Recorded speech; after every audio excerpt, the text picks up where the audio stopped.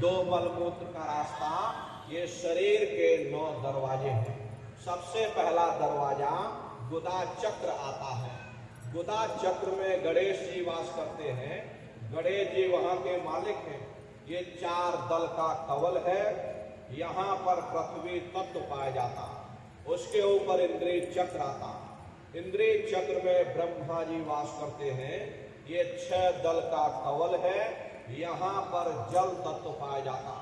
उसके ऊपर ये नाभि चक्र आता है।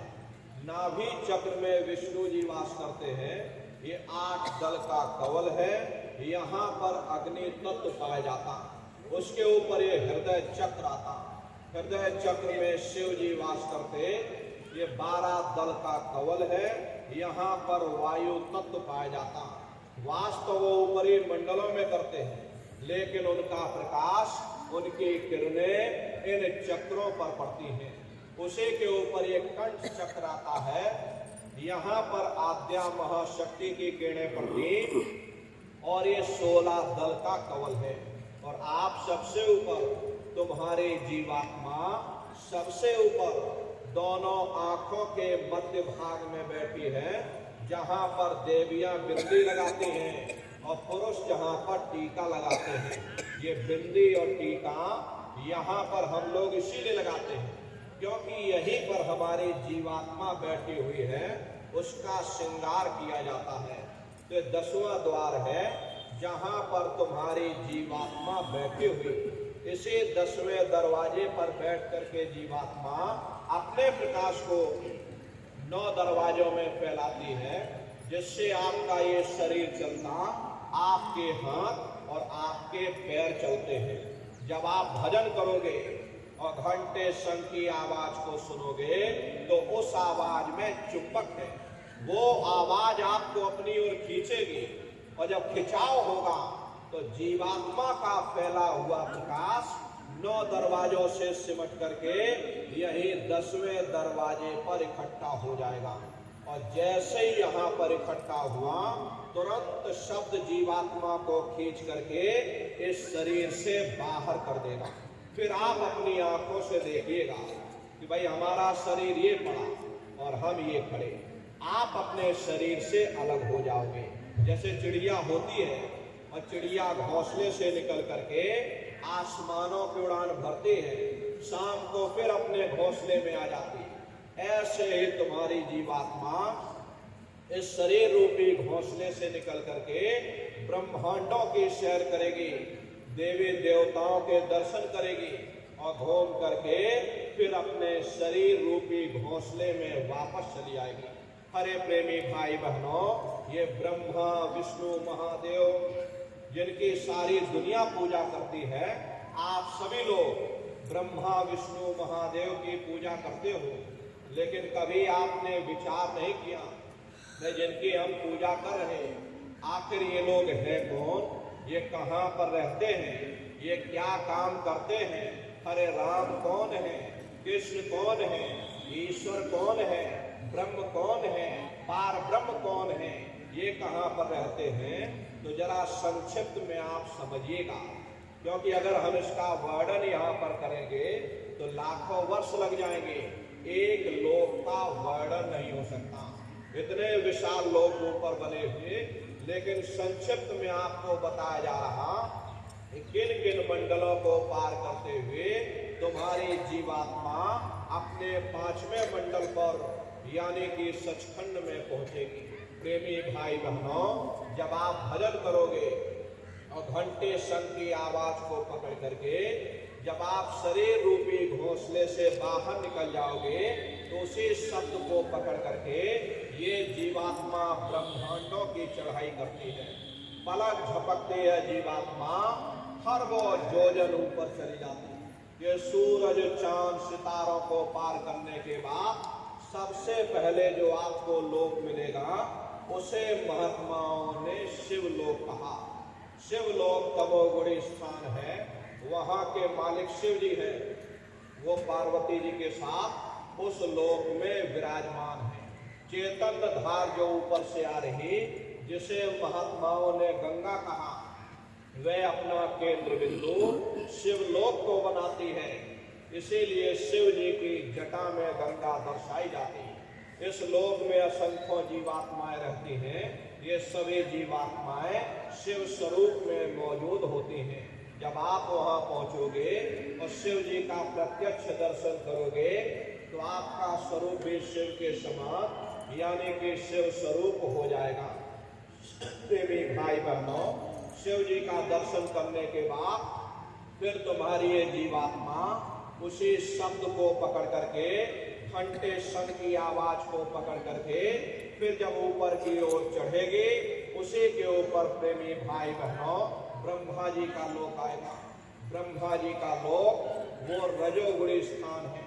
वहां के मालिक ब्रह्मा जी हैं। वो गायत्री, सावित्री और सरस्वती के साथ उस लोक में विराजमान है। ब्रह्मा जी का दर्शन करने के बाद फिर घंटे शंख की आवाज को पकड़ करके फिर आप ऊपर की ओर चढ़ोगे। घंटे शंख की आवाज को पकड़ करके रखना पड़ता है।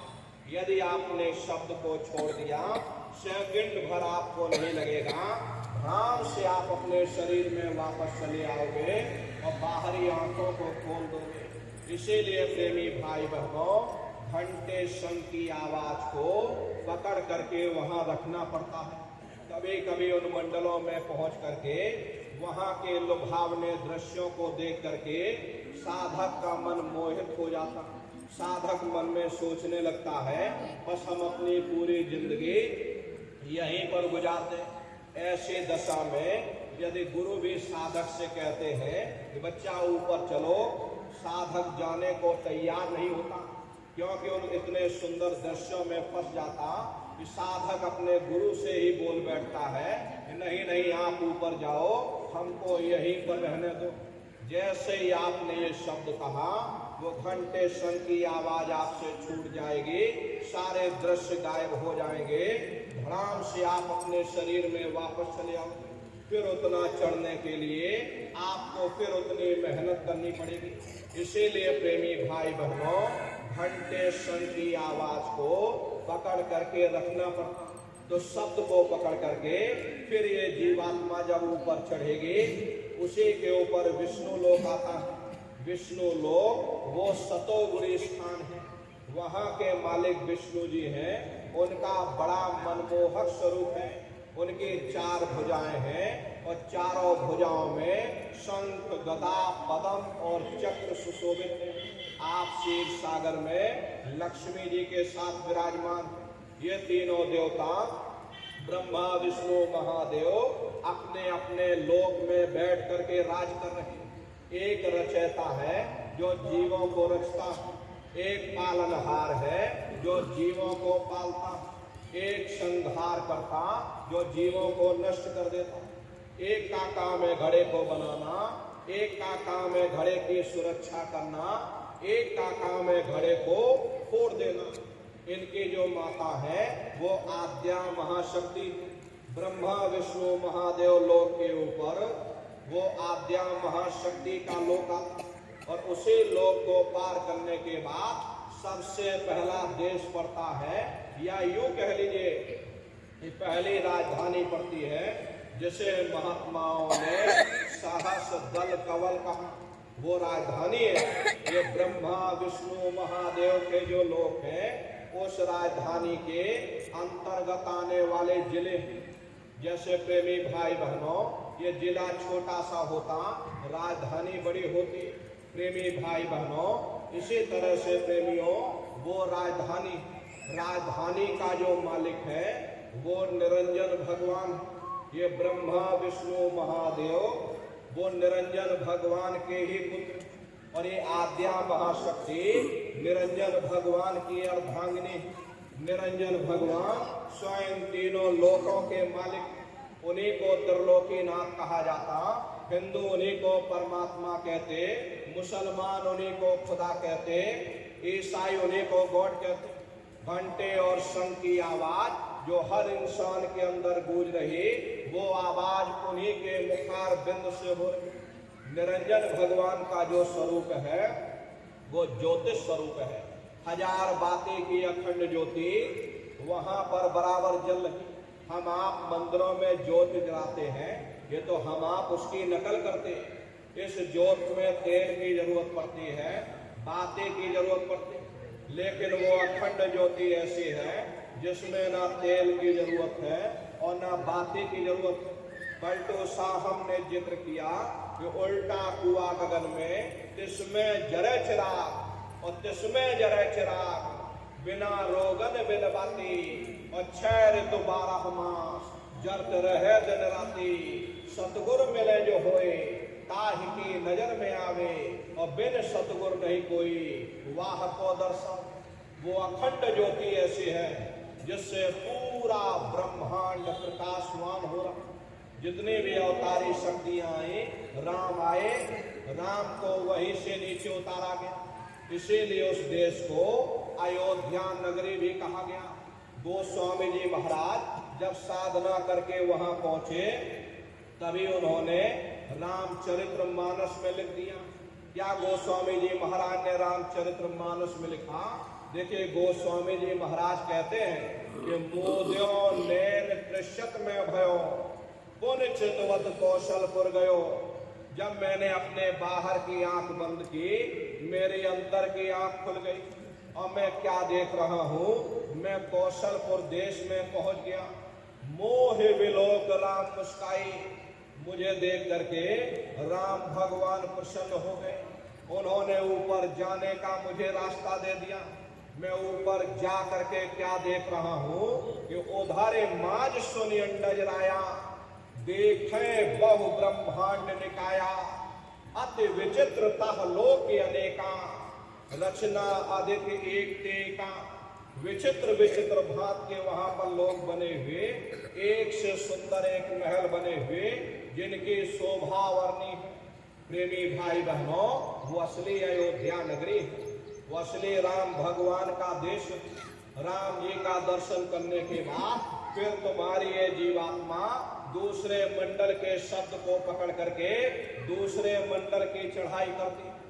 श्याम तज श्वेत को गहना, सुरत को तान धुन सुनना, और बंक के द्वार धस बैठो और त्रिकुटी जाय कर लेना। उसी के ऊपर प्रेमी भाई बहनों दूसरा देश आता है जिसे महात्माओं ने त्रिकुटी देश कहा।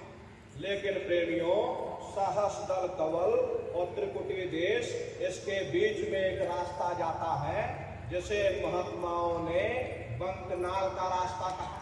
बंक कहते हैं टेढ़े मेढ़े को, नाल कहते हैं रास्ते को। प्रेमी भाई बहनों, उस रास्ते को पार करने के लिए साधक को अपने अंदर बड़े भारी विरह पैदा करनी पड़ती है। जब तक साधक के अंदर विरह पैदा नहीं होगी, ब्रह्म का दर्शन करने की इच्छा पैदा नहीं होगी, तब तक ये जीवात्मा बंकनाल के रास्ते को पार नहीं कर सकती। मीराबाई के अंदर विरह पैदा हुई, तब मीराबाई ने लिख दिया कि मैं मिल जाए पाए पीर अपना, तब मेरे पीर बुझानी।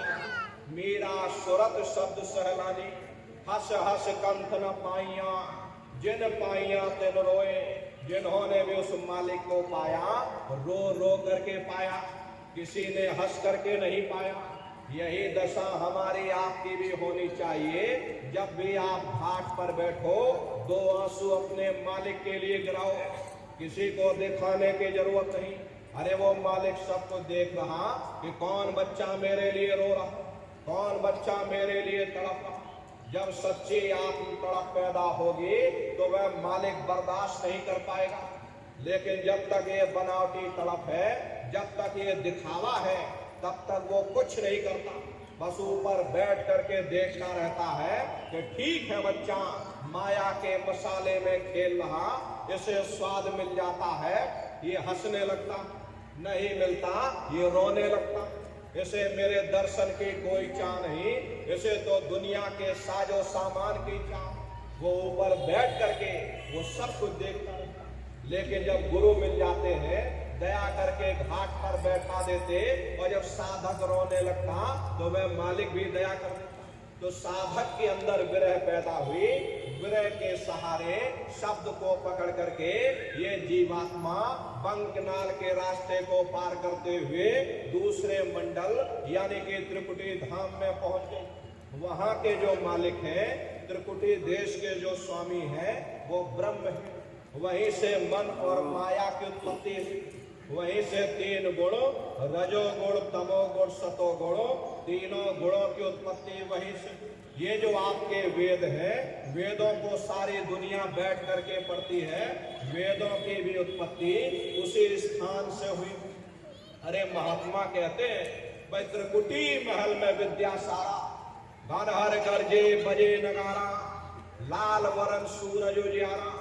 वहां पर दो धुने, बादलों की गर्जन और मृदंग की आवाज उस लोक में गूंजती रहती। जैसे पहले स्थान पर राम भगवान के देश में घंटे और शंख की आवाज गूंजती है, ऐसे ही दूसरे मंडल पर यानी कि ब्रह्म के देश में बादलों की गर्जन और मृदंग वहां पर बजता रहता। ओम का जाप बराबर वहां होता रहता। ब्रह्म का जो स्वरूप है लाल वरण सूरज उजियारा। ये सूरज कुछ नहीं, ऐसे लाखों लाख सूर्य इकट्ठे करोगे तो वहां का एक सूर्य बनेगा। ब्रह्म का जो स्वरूप है वो स्वयं के लाल सूर्य के समान है, इसीलिए वहां का पूरा ब्रह्मांड लाल है। जहां तक आपकी निगाह जाएगी ब्रह्म देश में चारों तरफ आपको लाल ही लाल नजर आएगा। महात्मा जब साधना करके वहां पहुंचे तभी महात्माओं ने लिख दिया कि लाली मेरे लाल की, और जित देखो तो लाल, लाली देखन में गई मैं भी हो गई लाल। वो पूरा ब्रह्मांड ही लाल है। जितने साधक वहां पहुंच जाते हैं उन सभी को योगेश्वर कहा जाता है। जैसे व्यास जी हुए, वशिष्ठ जी हुए, वाल्मीकि जी हुए, इन सब की पहुंच वहीं तक। इसीलिए कहा गया कि वाल्मीकि भय ब्रह्म समाना। जब इनके जीवात्मा वहां पहुंचे और जब इन्होंने ब्रह्म का दर्शन किया तो इनका स्वरूप भी ब्रह्म के समान यानी कि ब्रह्म स्वरूप हो गया। तो जितने साधक वहां पहुंच जाते हैं उन सभी को योगेश्वर कहा जाता। योगेश्वर भगवान श्री कृष्ण उसी देश में वास करते हैं। ये जो ब्रह्म देश है वो श्री कृष्ण भगवान का ही देश है और श्री कृष्ण भगवान वहीं पर रहते हैं। अरे बाहर की जन्माष्टमी नहीं है जो आप लोग मनाते हो, ये तो आपने नकल कर डाली। अरे महात्माओं ने कहा था भाई सही मायने में तुम जन्माष्टमी कब मनाओगे?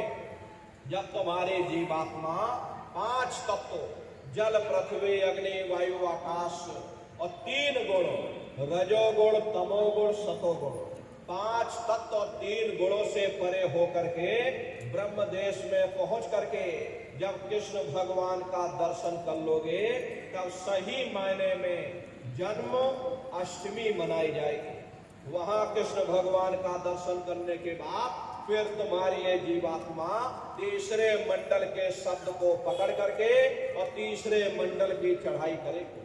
आगे पहुंची सुन झनकार, ररंकार धुन सुनी पुकार, आगे श्वेत सुन है भाई और मान सरोवर बैठ नहाई। उसी के ऊपर तीसरा देश आता जिसे महात्माओं ने सुन देश कहा, उसी को रारंग देश कहा जाता, उसी को अक्षर और नेति कहा जाता। वहां के जो मालिक हैं वो रारंग पुरुष यानी कि पार ब्रह्म पुरुष है। वहां किंगरी और सारंगी दो धुनें उस लोक में गूंजती रहती है और पार ब्रह्म पुरुष का जो स्वरूप है वो पूर्णमासी के चंद्रमा के समान बड़ा ही मनमोहक स्वरूप है। इसी स्थान पर प्रेमी भाई बहनों एक बहुत बड़ा अमृत का सरोवर बना जिसे महात्माओं ने मान सरोवर कहा। जब तुम्हारी ये जीवात्मा उस मान सरोवर में स्नान कर लेगी तो जन्म जन्मांतरों के मैले पाप कर्म साफ हो जाएंगे। अरे यहाँ के पानी से तुम्हारे कर्मों की सफाई नहीं होने वाली, ये बाहर का पानी तुम्हारे शरीर के मैल को धो सकता, लेकिन जो पापों का मैल है, जो अंतःकरण में गंदगी जमा, वो जब साफ होगी जब आप तीसरे मंडल पर पहुंच करके उस गंगा में डुबकी लगाओ। उसमें स्नान करने के बाद ये जीवात्मा हंस रूप हो जाती है। हंसन मिले हंसा हो जाएगी, मिले जो मिया हारा है। जीवात्मा का खुद का प्रकाश उस अमृत के सरोवर में स्नान करने के बाद 16 सूर्य के बराबर हो जाता।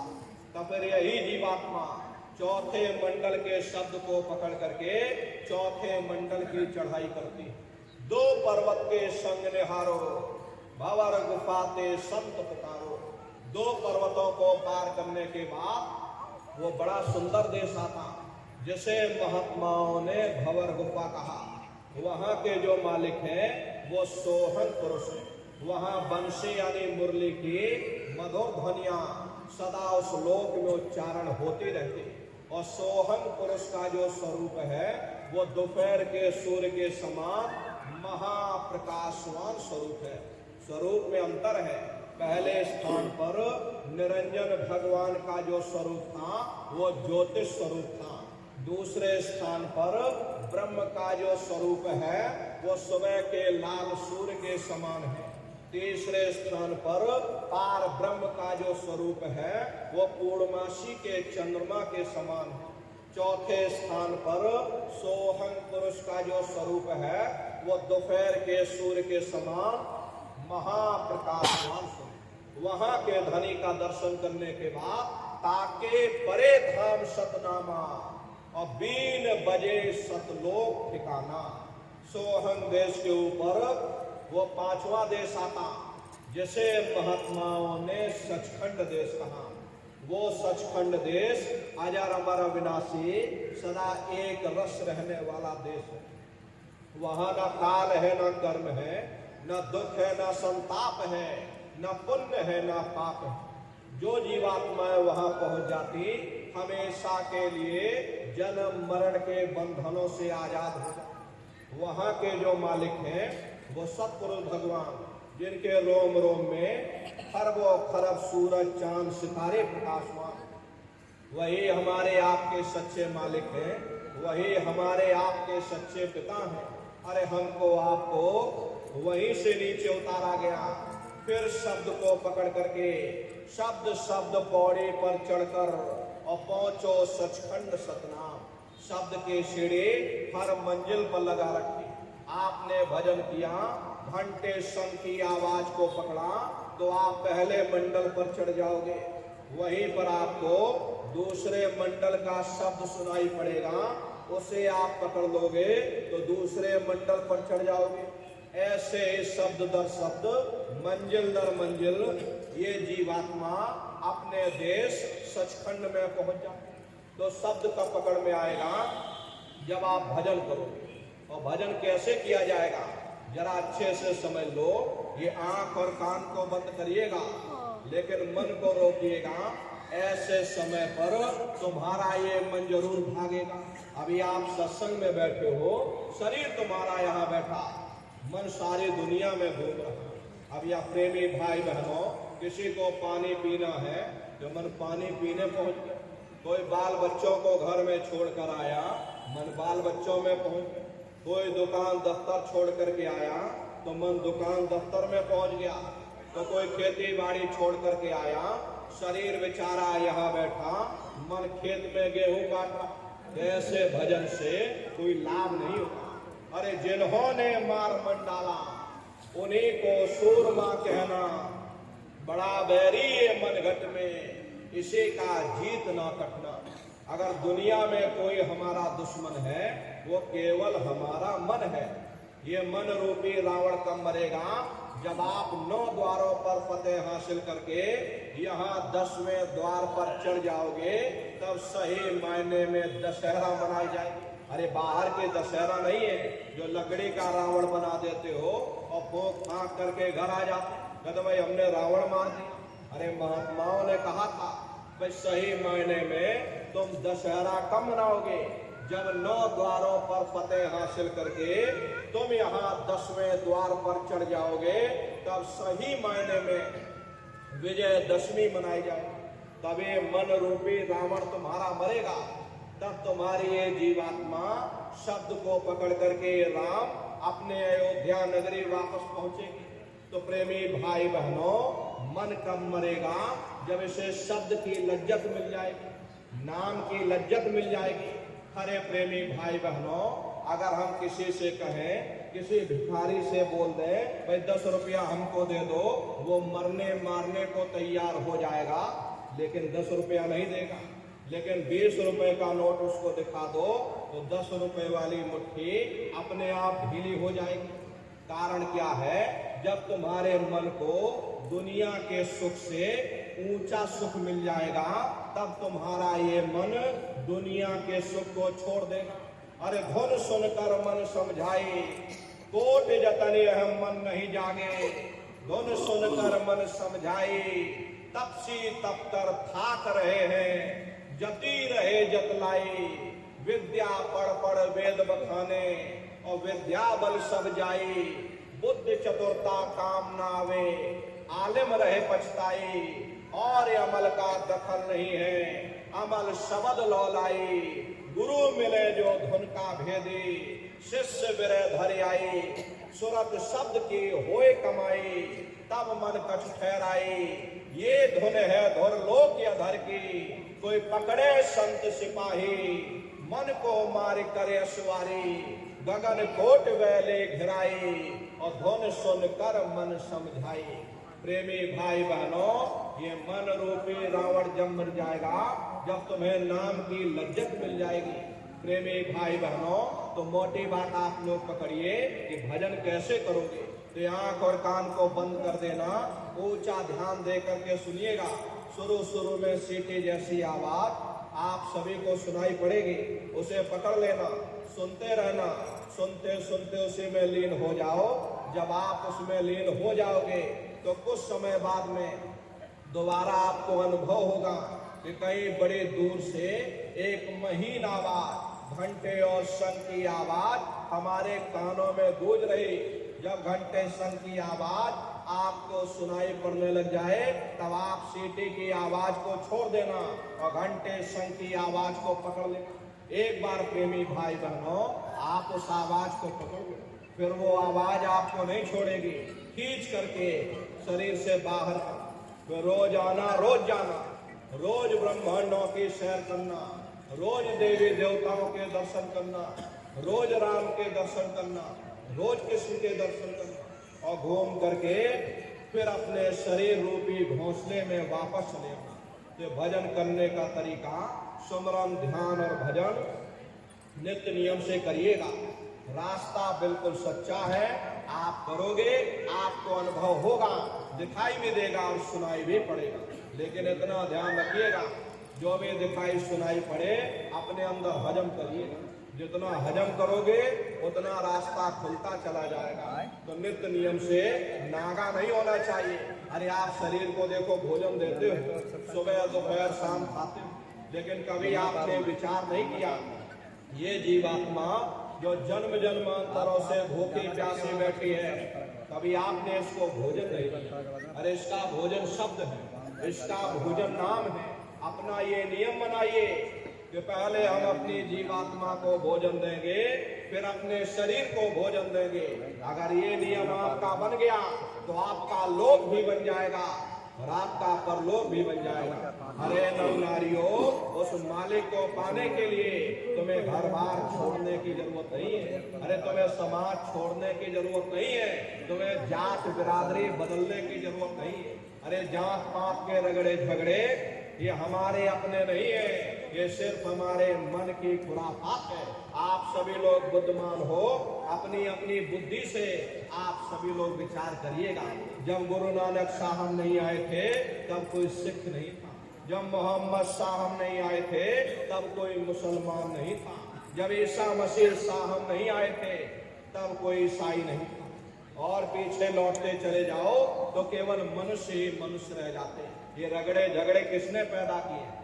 ये हमने आपने पैदा किए। अरे कोई भी महात्मा यहाँ पर आकर के ना कोई कौम बनाने आता है, ना कोई मजहब चलाने आते हैं, और ना ही आप हमारे हाथों में ये डंडे और तलवारें देने के लिए आते। अरे आपको सच्चा मार्ग, सनातन मार्ग समझाने के लिए इस धरा भूमि पर शरीर रूप में अवतरित होते हैं। अरे नर नारियों, सुपथ जात के भंगी थे, रैदास जी जात के हरिजन थे, मीराबाई जात के छत्राणी थी। अगर वे सब उस मालिक को प्राप्त कर सकते हैं तो आप भी उस मालिक को प्राप्त कर सकते हो। जाते पाते पूछे नहीं कोई, हरि का भजे सो हरि का। लोग यहाँ जात पात बनाते बनाते मर गए, लेकिन ऐ नन्नारियों, जब तुम्हारी ये जीवात्मा इस मनुष्य रूपी चोले को छोड़ करके ऊपर धर्मराज की कचहरी में पहुंचेगी, वहां न तुमसे ये पूछा जाएगा कि तुम किस जाति के हो, तुम किस कौम के हो, तुम किस मजहब के हो, तुम हिंदू हो या मुसलमान हो, तुम हिंदुस्तान से आए हो या तुम पाकिस्तान से आए हो। अरे वहां तुम्हारे कर्म देखे जाएंगे, भक्ति भाव देखा जाएगा, मालिक से मिलने का प्रेम और प्यार देखा जाएगा। इसीलिए महात्मा कहते हैं भाई मालिक को पाने के लिए तुम्हें जात बिरादरी बदलने की जरूरत नहीं है, तुम्हें समाज छोड़ने की जरूरत नहीं है, तुम्हें घर परिवार छोड़ने की जरूरत नहीं है, तुम्हें बाल बच्चे छोड़ने की जरूरत नहीं है, तुम्हें जंगलों पहाड़ों में भटकने की जरूरत नहीं है, तुम्हें साधु सन्यासी और बाबा बनने की जरूरत नहीं। अरे भाई तुम अपने अपने घर परिवार में रहो, अपने अपने बाल बच्चों के साथ रहो, अपने अपने समाज में रहो, समाज के रीत नीति के अनुसार रहो, मेहनत और ईमानदारी से काम करो और 24 घंटे में घंटा 2 घंटा अपने जीवात्मा के कल्याण के लिए सुरत शब्द नाम की कमाई यानी सुमरन ध्यान और भजन करिएगा। अरे प्रेमी भाई बहनों, यही दौलत तुम्हारे काम आएगी, बाकी सब यही पड़ा रह जाएगा। सुई की एक नोक भी तुम्हारे साथ में जाने वाली नहीं है। अरे बड़े बड़े राजे महाराजे आए, सारी जिंदगी उन्होंने ये किला बनाते बनाते गुजार दिया। आज उनके किलों को जाकर देखिए, आज खंडहर बने पड़े। विश्व विजेता सिकंदर सारी दुनिया पर राज करने का ख्वाब देखता था, वो भी मुट्ठी खोल करके चला गया। कोई क्या साथ लेकर के जाएगा? जो चीज तुम्हारे साथ में जाने वाली वो केवल मालिक की भक्ति है। इसलिए प्रेमी भाई बहनों, वो दौलत कमा लो जो अंत समय में तुम्हारे काम आए, वरना ये समय तुम्हारा जा रहा, ये सांसों की पूंजी दिन प्रतिदिन कम होती चली जा रही। अरे हम लोग कहते हैं अरे भाई हमारी उम्र बढ़ रही, आपकी उम्र बढ़ नहीं रही, आपकी उम्र दिन प्रतिदिन घटती चली जा रही। ये चंद सांसों की पूंजी जो लेकर के आप यहाँ बैठे हो, ये दिन प्रतिदिन कम होती चली जा रही। एक समय ऐसा आएगा ये बुलबुला तुम्हारा फूट जाएगा, ना जाने दोबारा ये मनुष्य शरीर मिले न मिले। अरे भटकते रह जाओगे युगों युगों के लिए नरकों और चौरासियों में। इसलिए प्रेमी भाई बहनों, आओ भाग्य है आपका, आपको ये मनुष्य शरीर मिल गया। इस मनुष्य रूपी मंदिर में बैठ करके वो आत्मधन कमा लो, वो रूहानी खजाना कमा लो, जिससे तुम्हारी जीवात्मा का कल्याण हो जावे। तो सुमरन ध्यान और भजन नित्य नियम से आप लोग करिएगा और सभी लोग शाकाहारी रहना, क्योंकि हमारे गुरु महाराज ने शाकाहार पर विशेष जोर दिया। गुरु महाराज हमारे कहते थे कि बच्चे बच्चियों तुम लोग शाकाहारी रहना, शाकाहार का प्रचार करते रहना, इसी से देश और दुनिया में भारी परिवर्तन होगा। अरे प्रेमी भाई बहनों, परिवर्तन कोई कानून बनाने से नहीं होता, परिवर्तन कोई आंदोलन करने से नहीं होता, परिवर्तन कोई तोड़फोड़ करने से नहीं होता। परिवर्तन तब होता है जब लोगों के विचार बदलते, लोगों की भावनाएं बदलती। और विचार जब बदलेंगे जब लोगों का खान पान शुद्ध होगा। अरे देशी कहावत है, जैसा खाए अन्न वैसा होए मन। जब इंसान पशुवृत्ति भोजन करेगा तो उसकी बुद्धि स्वतः ही पशुओं जैसे हो जाएगी। सोच विचार उसका चिंतन स्वतः ही पशुओं जैसा हो जाएगा। फिर ये शराब के नशे में माँ बहन बेटी की पहचान खत्म हो जाए, उस शराब को पी करके यह कैसे पता चलेगा कि क्या अच्छा और क्या बुरा है। यही कारण है कि आज घर समाज में ये दुनिया भर के अत्याचार और दुनिया भर के व्यभिचार फैले। अरे हम आप मंदिर बनवाते हैं, उन मंदिरों में जा करके नहा धो करके जाते हैं, फूल अगरबत्ती साथ में ले जाते हैं, कोई उन मंदिरों में कूड़ा कचरा नहीं डालता। चलो भाई, परमात्मा के रहने की जगह है, हमको फूल अगरबत्ती ले जाना चाहिए। लेकिन ये जो हरि मंदिर है, ये पंच भौतिक शरीर जिसे महात्माओं ने हरि मंदिर कहा, इसमें तुम हाड़ मांस के लोथड़े डालते हो, इसमें तुम शराब के कपड़े डालते हो, अपने बनाए हुए ईट गारे के मंदिर की कदर करोगे और परमात्मा के बनाए हुए इस हरि मंदिर को तुमने जीते जी कब्रिस्तान बना दिया तो सख्त सजा मिलेगी। अरे महात्माओं ने लिखा है कि तिल भर मच्छी खाए के कोट गौ दान और काशी करवट जा मरे निश्चय नरक निदान। यदि तिल भर भी मच्छी खा करके फिर चाहे कोटान कोट गौओं का दान करो और काशी में जाकर के मत्था रगड़ते रगड़ते अपनी पूरी जिंदगी वहां पर गुजार दो, फिर भी तुमको तुम्हारे गुनाहों की सजा मिलेगी, कोई बच नहीं सकता। क्योंकि ये कर्म भूमि है, यहाँ तुम जैसा कर्म करोगे वैसा फल तुमको मिलेगा। देखिए, इस कर्म भूमि पर कृष्ण भगवान तक नहीं बच पाए। उस समय बाली को छिप करके बाण मारा, वही बाली कृष्ण अवतार में पहेलिया बन करके आ गया। कृष्ण भगवान के पैरों में पद्म चमकता था, हिरण की आंख समझ करके और पहेलिये ने निशाना मार दिया। जब पास में आकर के देखा कृष्ण भगवान अफसोस करने लगे, लेकिन कृष्ण भगवान ने उसको समझाया, इसमें तुम्हारा कोई दोष नहीं। उस समय हमने तुमको मारा, आज तुमने हमको मार दिया, हमारा तुम्हारा अगला बदला पूरा हो गया। कर्म प्रधान विश्व रच राखा, जो जस करे सो तस फल चाखा। ये कर्मों का ऐसा देश है, यहाँ तुम जैसे बीज बोगे वैसे ही फसल काटोगे। इसलिए प्रेमी भाई बहनों, आपसे हमारी प्रार्थना है कि आप सभी लोग शाकाहारी रहिएगा। कोई ऐसा नशा मत करना जिससे बुद्धि तुम्हारी पागल हो जाए। माँ बहन बेटी की पहचान। अरे तरह तरह की बीमारियां जो आज के समय में आ रही, इसका मुख्य कारण एक ही है, लोगों का खान पान दूषित हो गया। अपनी बुद्धि से विचार करिए, इंसानों के खून में जब जानवरों का खून मिल जाएगा, इंसानों के अंदर जब जानवरों के कीटाणु पहुंच जाएंगे तो न जानवरों की दवा काम में आएगी और न इंसानों की दवा काम में आएगी। परिणाम क्या होगा? ऐसे महामारियां फैलेंगी। इसलिए प्रेमी भाई बहनों, आपसे हमारी प्रार्थना है कि आप लोग शाकाहारी रहिएगा। अरे आप राम को मानते हो, आप कृष्ण को मानते हो, अरे आप कहते हो कि भाई हम कट्टर हिंदू हैं, हमसे बड़ा कट्टर हिंदू कोई संसार में नहीं, हम राम को मानने वाले हैं और हम कृष्ण को मानने वाले हैं। अरे आप तो राम को मानते हो और आप कृष्ण को मानते हो, तो उनके आदर्शों पर भी चलना सीखो। राम ने कभी नहीं कहा कि तुम मांस खाओ, या कृष्ण ने कभी नहीं कहा कि तुम शराब पियो। जितने देवी देवता अवतार हुए सभी यही कह करके गए कि अहिंसा परमो धर्मा। अगर हमने किसी को बनाया नहीं तो मिटाने का अधिकार हमारे पास है। इसलिए नर नारियों, अरे आप इंसान हो, इंसान का काम है दया करने का, दया धर्म का मूल है। इसलिए प्रेमी भाई बहनों, आप जीवों पर रहम करो, आप रूहों पर रहम करो। सभी लोग शाकाहारी रहना, शाकाहार का प्रचार अपने अपने क्षेत्रों में बराबर आप लोग करते रहना। ये धर्म का प्रचार है। सतयुग कैसे आएगा, राम राज कैसे आएगा? राम राज कोई भाषण देने से नहीं आने वाला।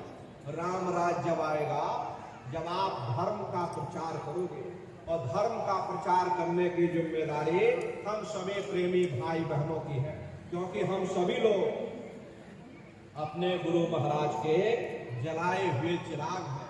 अगर एक एक चिराग एक एक गांव में पहुंच जाएगा, ये पूरा गांव प्रकाशवान हो जाएगा, ये पूरा समाज प्रकाशवान हो जाएगा। तो गुरु महाराज के संदेशों को जन जन के बीच में पहुंचाने की जिम्मेदारी हम समस्त प्रेमी भाई बहनों की है। इसलिए प्रेमी भाई बहनों, एक एक गांव, एक एक क्षेत्र की जिम्मेदारी आप लोग उठाइएगा। गुरु महाराज के संदेशों को जन जन के बीच में पहुंचाइएगा।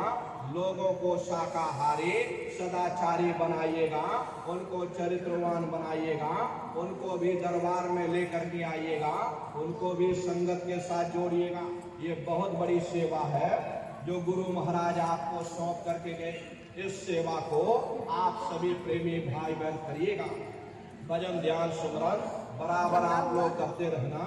देखिए प्रेमी भाई बहनों, ये भंडारे का कार्यक्रम हमारे गुरु महाराज का, ये पावन पुनीत भंडारे का कार्यक्रम 17 मई से और 21 मई तक मथुरा आश्रम पर मनाया जाएगा। तारीख आप लोग याद रखिएगा, 17 मई से और 21 मई तक ये भंडारे का कार्यक्रम होगा। तो आप सभी प्रेमी भाई बहन भंडारे के कार्यक्रम में पधारिएगा। अपने अपने बच्चों को भी साथ में लेकर के आया करिए। हम लोग ये गलती कर देते हैं, बच्चों को साथ में नहीं लाते।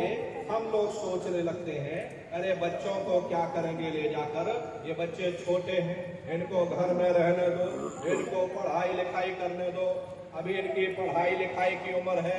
ये सत्संग सुनना, ये भजन पूजा पाठ करना, ये तो हम लोगों का काम है। इन बच्चों को घर में पढ़ाई लिखाई करने दो। बस यहीं पर हम धोखा खा जाते हैं। अरे प्रेमी भाई बहनों, पढ़ाई लिखाई जरूरी है। हम ये बात मानते हैं कि आज के भौतिक युग में शिक्षा बहुत जरूरी है। अरे हमको भी गुरु महाराज ने पढ़ाया लिखाया, हमको ये अंगूठा छाप नहीं, गुरु महाराज ने हमको भी पढ़ाया। प्रारंभिक शिक्षा हमारी गुरु महाराज के जन्मभूमि पर हुई। गुरु महाराज की जन्मभूमि जिला इटावा, ग्राम चितौरा, वहीं पर हमारी भी प्रारंभिक शिक्षा हुई, क्योंकि वहीं हमारा भी जन्म हुआ। प्रेमी भाई बहनों, 1 से 5 तक हम वहीं पर पढ़े। उसके बाद गुरु महाराज की दया कृपा से गुरु महाराज ने मथुरा बुला लिया। आगे की पढ़ाई लिखाई हम मथुरा में करते रहे। 10वीं हमने मथुरा से की, फिर 12वीं किया, फिर BA किया, फिर LLB किया और LLB करके वकील भी बने। तो कहने का मतलब ये है कि गुरु महाराज ने हमको भी पढ़ाया लिखाया, लेकिन पढ़ाई लिखाई के साथ साथ अच्छे संस्कार भी जरूरी है। और संस्कार कोई MA BA की डिग्री करने से नहीं पढ़ते, संस्कार कोई डिप्लोमा करने से नहीं पढ़ते। अगर MA BA की डिग्री करने से बच्चों के अंदर संस्कार पड़ जाते तो हिंदुस्तान में इतने वृद्धाश्रम न खोले गए होते। अरे संस्कार पड़ेंगे महात्माओं के वचनों से, संस्कार पड़ेंगे सत्संग के माध्यम से। ये बच्चे देश के भविष्य हैं, इन बच्चों के अंदर संस्कार डालना समय की बहुत बड़ी मांग है। आज के समय में बच्चों के अंदर संस्कारों का अभाव देखा जा रहा, वरना पहले के समय में अकेले माँ बाप अपने 4-4 बच्चों को पाल लेते थे, लेकिन आज के समय में वही 4-4 बच्चे, वही MA BA और डिग्री डिप्लोमा किए हुए बच्चे अपने माँ बाप को रोटी नहीं खिला पा रहे। शादी हो जाती है, घर परिवार बढ़ गया, जमीन जायदाद बढ़ गए, चूल्हा चौका बढ़ गया, यहाँ तक कि माँ बाप को भी बांट करके रख। 10 दिन तो हमारे घर में छोड़ देना और 10 दिन बाद तुम अपने घर में ले जाना। हरे प्रेमी भाई बहनों, ये संस्कारों की बहुत बड़ी कमी है। माताओं बहनों, ये बच्चे तुम्हारी धरोहर है, ये बच्चे तुम्हारी पूंजी है। अपनी पूंजी को संभाल करके रखिएगा, इनको सजो करके रखिए, इनको बचपन से तैयार करिए, इनको अच्छी शिक्षा देना, इनको अच्छे संस्कार देना, इनको शाकाहारी बनाना, इनको सदाचारी बनाना, इनको चरित्रवान बनाना और इनको भी राम और कृष्ण बना दो। यही बच्चे बड़े होकर के माँ बाप का नाम रोशन करेंगे और समाज का नाम रोशन करेंगे। इसलिए मेरे भाई बहनों, हमारी आपसे प्रार्थना है, अपने अपने बच्चों के साथ, विश्व परिवार वालों के साथ आप सभी प्रेमी भाई बहन भंडारे के कार्यक्रम में सब परिवार साधारण उपस्थित है। आप लोग पधारिएगा। भजन ध्यान सुमरन बराबर आप लोग करते रहना। प्रेमी भाई बहनों, लगे रहोगे, एक दिन वो मालिक